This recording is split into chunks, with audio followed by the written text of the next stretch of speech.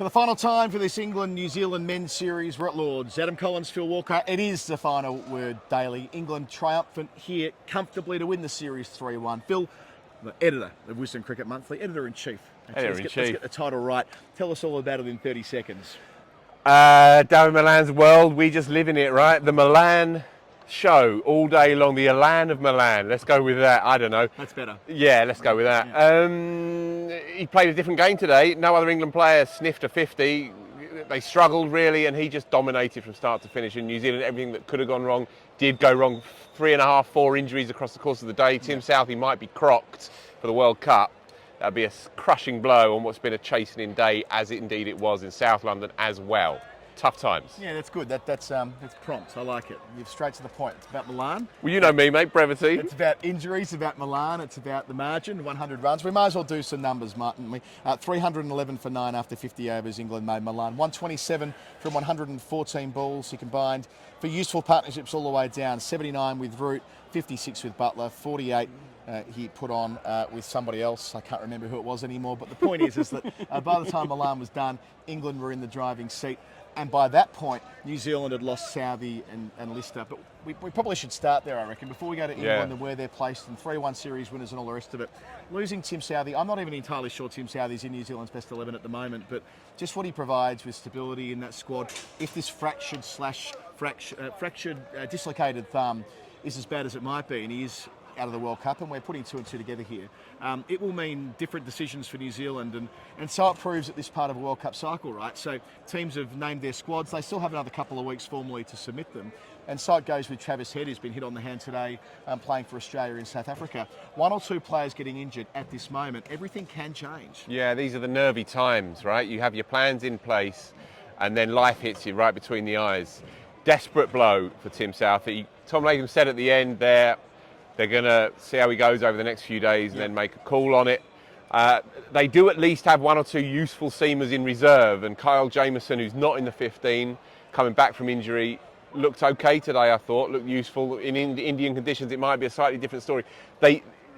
Because this is New Zealand, they need all the cards to land on their lap, and this is the challenge for them, really, that if you do lose 1 or 2, then you start to find there's a flimsy underbelly, right? Resource-wise, there's no reflection on them. They do great stuff, but they don't have the resources that the bigger countries have. We know that. Kane Williamson looms large in their story, right? What we're hearing is that he'll be available for the second game, if not even potentially the first. He was out there batting earlier today. He's been fielding practice as well. But look, they need to develop, I think, a sense of identity as well with the bat, right? They felt a bit timid for me the last couple of times that I've seen them, and in the second game as well. The great Jeremy Coney was on with us on commentary earlier, and he was frustrated by what he felt was a kind of passiveness in those middle overs. It was alleviated at least by Ravindra, and even within a tough day and a tough few days, you still get these little kernels, right, that emerge, these positive little bites, and his performance was outstanding. I thought he bowled with courage, right? He tossed it up. He got stoked, didn't he, at the Oval, but he took 4 for and was good for that 4 for, and then batted really well. He's in the 15. He may just have inched his way into the 11. So even though it's been really chastening for them, there are still these little windows of hope. Yeah, I think that's nicely summed up. I mean, New Zealand can be a great tournament team, but it's how you feel when you're halfway through a chase and you're 5 or 6 down. And 4 or 5 down for that matter, and you need to go at 8s. You see England, you go, well, they'll probably get that because they've got muscle memory of chasing scores down of that magnitude with a batting depth that goes all the way down. New Zealand, not quite so much. But in saying all of that, they bring so many players back into their best 11 consideration. James Neesham, Jimmy Neesham missed the series with the birth of a child. I can't see a world where Ishodi isn't ultimately going to be in New Zealand's best 11 when they're going to require a second specialist spinner. Mitch Shartner missed today with a knee complaint. That's been a bit of a thing through the series, the T20s as well, but he'll be there too. These experienced guys who've played in World Cup finals, who know what it is to succeed on the global stage, that'll change the energy of the dressing room right away. Trent Boult didn't play today, played 2 of the 4. So it's not sort of panic stations, it's more that we know the depth isn't perhaps quite so much there. If they have a couple of injuries go down, if They don't get conditions break quite their way in terms of selections when they want them at the tournament, resting players and so on. It's players like 13 through 15 that might be a there'll be more of a concern about them than would be with other teams. Yeah, bang on. Look, half a dozen first teamers that didn't feature today would, all being well, fitness allowing, they would be featuring an arm and a bad in 3 weeks' time against the English. So, look, it's been a tough few days, no doubt about it. And for all that they'll be putting a brave face on, it does take its pound of flesh off you, right? Because these games are about confirming plans, a bit of clarity, and a bit of confidence and a bit of belief. And all of those elements that go into making a confident cricket team have been chipped away at over the last few days, but they are nothing if not resourceful, right? It wasn't a fluke that they made the final in the last two iterations of this World Cup. So 3 weeks down the line, it will be a different story for them, and it's a long tournament, right? What we're talking about now, it's mad that we're even talking about the thing, because it's what, 6 or 7 weeks from 3 weeks from now. So it's going to be many, many different undulations from here on in. Yeah, and a number of those New Zealand players will go to Bangladesh. Not all of them, right, but a number of them will, to get some experience on turning tracks. Some will take a breather. So there will be various connotations, permutations, and all the rest of it. I think it's significant that New Zealand play the Netherlands, Bangladesh, and Afghanistan in games 2, 3, and 4. A lot of attention on game 1 against England, but much as it was in 19, they're playing the lower-ranked teams early on. They got a buffer. They actually came into the 19 World Cup looking like they would struggle on paper to match it. Then they got off to a bit of a flyer in games they needed to win, and from there, I guess a bit of scoreboard pressure broke their way deeper into the tournament and lost a couple towards the end against Australia and England. And anyway, long time ago now. On the England side of the equation, Malan made a really poignant observation, I thought, in the post-match presentation. His quote was, "To get in this England team, you need to be a freak or be consistent." It felt pointed. It felt like he was trying to remind people that he's Mr. Consistency, reaches 1,000 one-day international runs today in his 21st hit.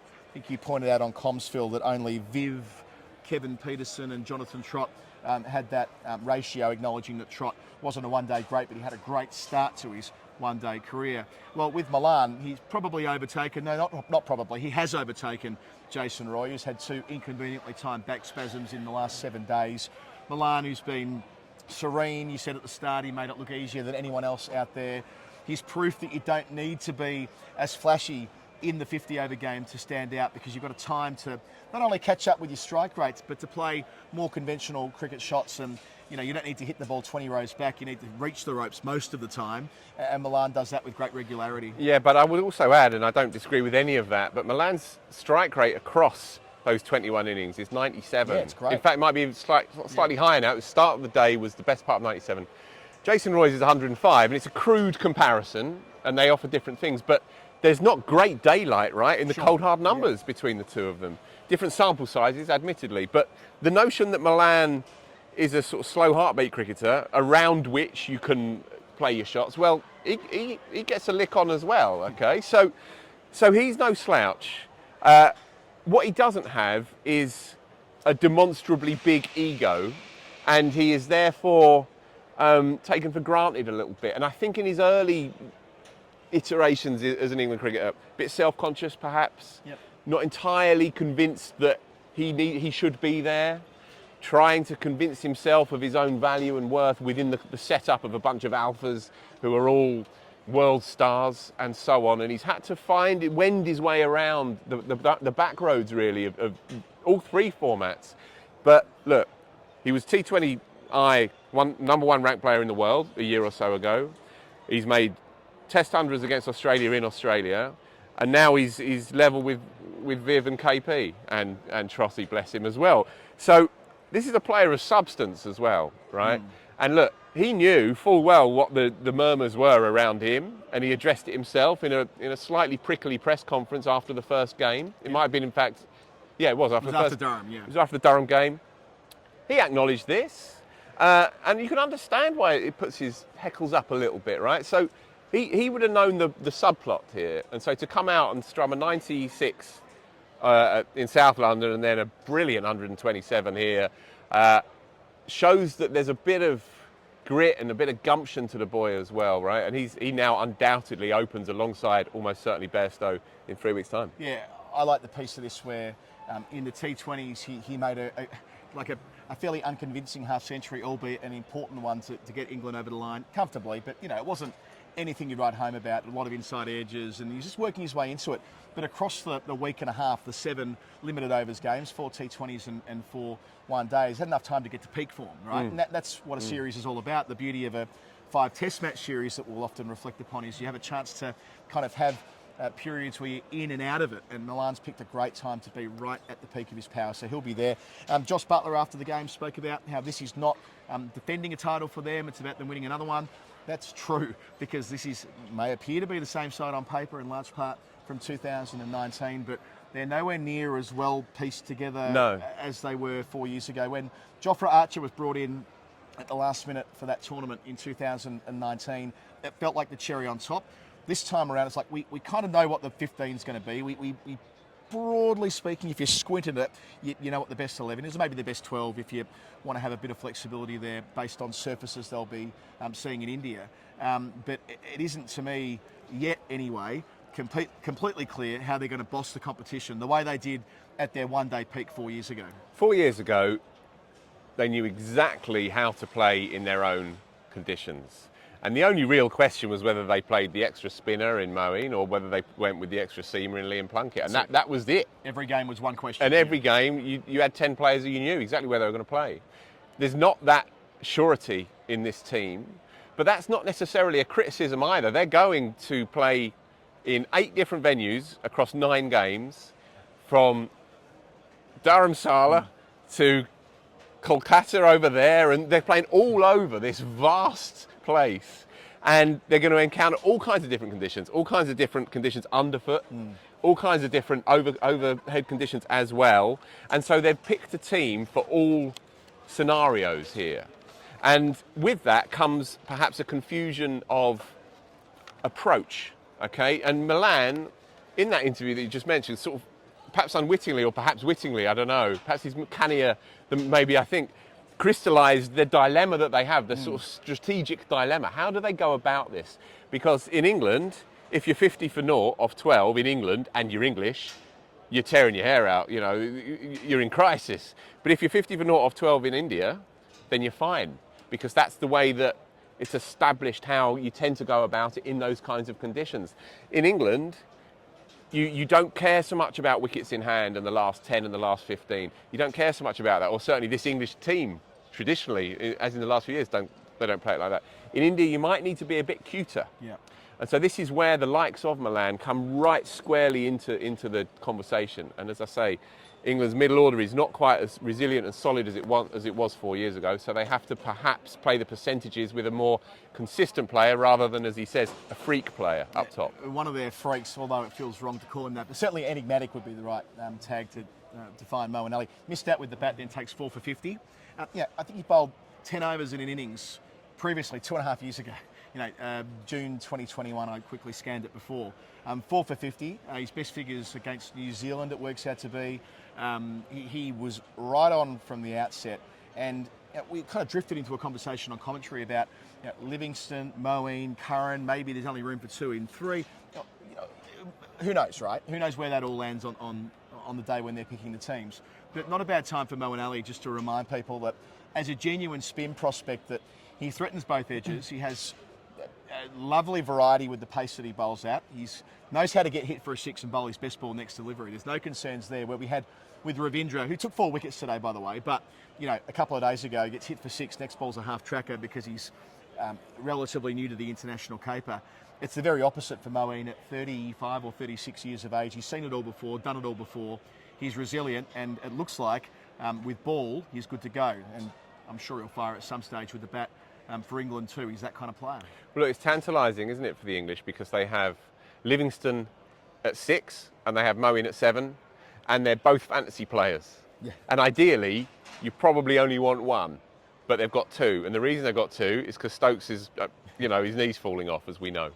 So they've had to make allowances for that. No captain ever wants to go into a 50-over game with only 5 bowlers. So you need options, and especially if one of your options is the mercurial Mo, because some days it's going to be beautiful and other days it's not going to happen. So they need options. They need to burgle a few overs here and there. Livingston is an intriguing spin bowler, right? as a sort of momentum shifter. Where do you sit And he's on going to go. He's going to go the distance. Where do you sit on my view that he's turned himself into, over the last 12 months, maybe I'm fitting this to my narrative, and if you think I am, say so. I think he's become a much better, much more consistent leg spinner in the last 12 to 18 months. I feel like when I used to watch Livingston bowl leg breaks, I'd go, gee, it's your off spin that's more threatening. I've gone 180 on this. I feel like when he bowls off spin, it's to suit matchups and suit sides of the ground and so on, but it mitigates the fact that he's far more of a threat when trying to do the more challenging of the two crafts. He bowls it quite sharp, and he bowls it wicket to wicket, and he's got quite a high action. He's not like a Warney 45 degree. You know, he's more of a Kumble style, so he doesn't get much lateral, but he is wicket to wicket, and he is relatively accurate. Yeah. Butler doesn't mind a leg side wide 1 and over if it means that you're cramping the right hander generally. He's turned himself into a very useful, pretty accurate leg break predominant bowler. He's not going to bowl 10 overs too often in the World Cup, but he's going to get through 3 or 4 at the very least, I would think, in this team. And while his batting remains a kind of mystery that I've yet to unpick, I have to say, nonetheless, he's necessary in this team. He also, by the way, brings a bit more energy, and this is an old cricket team comparatively, England. Yeah, there's got a lot of 30-somethings and a lot of players who aren't in their absolute peak physical condition internally. You know, there are knee problems here and returns from injury there, and they are not quite as nimble. And they're not a peak cricket team. They're a great team on the slide of age, and there's no escaping that fact. But it might be enough. It might be enough. Well, that's the beauty of great teams, with the memory of winning and knowing how to win under a lot of pressure. And England did that at the MCG last year with, again, a team that's very similar to the one that will be playing at Ahmedabad in about, 2 or 3 weeks from now. All right, time for the Final Word Hall of Fame. For the final time this season on our daily shows before we start a new season of World Cup dailies in a couple of weeks. It's the Final Word Hall of Fame brought to you by our glorious patrons, many of whom joined us for a live taping of Storytime 150 that we did this morning. That'll be going out into the feeds on Saturday morning UK time, I'm pretty sure, if we've got our ducks in a row. Our Final Word Hall of Fame, it reflects the most final word moment of the day. I'll just jump in quickly and say I love the field that was, in theory at least, set to finish New Zealand off before Ravindra teed off and let us dream of a wild finish for about 5 minutes there when he took some runs off Cast, who bowled speedily and well, by the way. I like Bryden Cast. Watch this space in the future. A bloke who's 6'7" and bowls at 90 mile an hour, he'll go okay for England when the time is right. I've worked out who he looks like. He looks like a young Stan Beeman in the Americans. Can you see it? What a call. Can you see it? Like Stan of 10 years before the Americans began, right? Where he's just like a sort of hip young FBI. Right, can you see it? He's still my beating heart. Across the nose, Anyway, it just occurred to me. Only the greatest television show ever made, the Resident Shura podcast, if you want to hear an episode from a long time ago now. Right, where are we? The field that they set at the end, Moeen Ali had men around the bat as though it was Stokes as his captain in a test match, and he was on a hat-trick to finish there. All men gathered around Lister. You don't see a frame like that very often in one-day cricket, so that tickled me at the very end of the evening. Anything for you along those lines? Well, firstly, that would have embarrassed an under-11s game, that field, but England are cheeky. They're cheeky monkeys, what can you say? What else stood out? I really liked... I don't quite understand what this bit is, by the way. We did this the other day. It caught me slightly by surprise. My favourite bit of the game was Ravindra's sudden counter-assault, right? He came out of nowhere and he took Bryden Cast apart, consecutive sixes, right? I just thought it was just a gorgeous moment because, as I said earlier, he's made a case for himself in about half an hour. It's good. It'll do. The Hall of Fame can be whatever you want it to be. You can interpret it. Does it need to be silly? It can be, honestly, some days it's preposterous, some days it's rather earnest. I remember standing out here with Jeff during a test match and spending 10 minutes talking about Just Stop Oil.